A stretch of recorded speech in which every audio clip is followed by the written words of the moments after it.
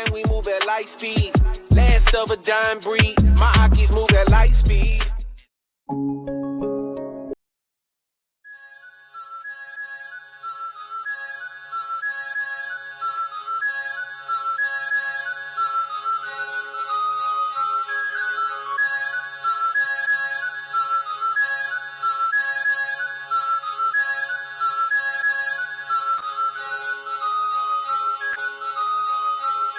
I can feel eyes on me everywhere I go. Not paranoid or conceited, but There are many preconceived notions about what defines Satanism. Some people will say that Satanists are just playing dress up. Some say they sacrifice children, and others believe they have magical powers.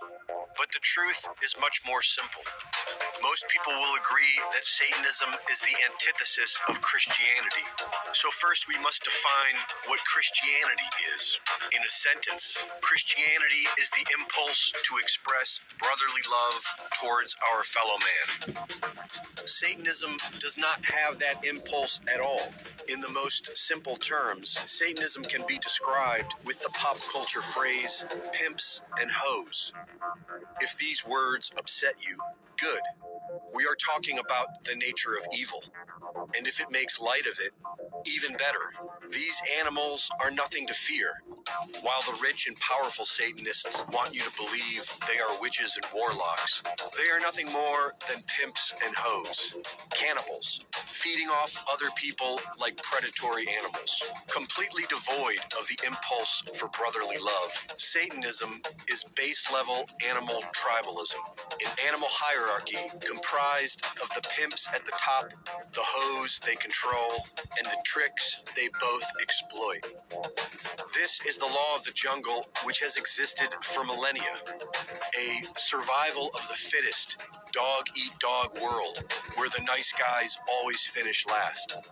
It is the patriarchy that the anti-Christians claim to oppose, which makes no sense, because we are only able to transcend this ruthlessness with the Christian impulse of brotherly love, where everyone is equally welcome.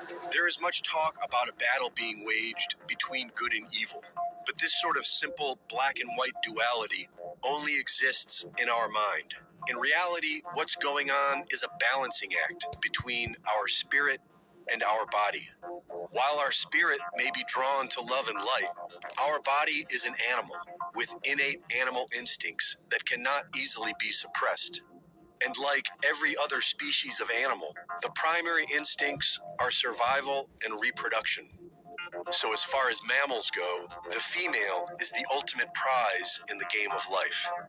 A society built upon a Christian ethos of brotherly love is one that honors individual freedom, and the way to satisfy our animal desires for survival with brotherly love is through marriage and raising a family with some degree of selflessness.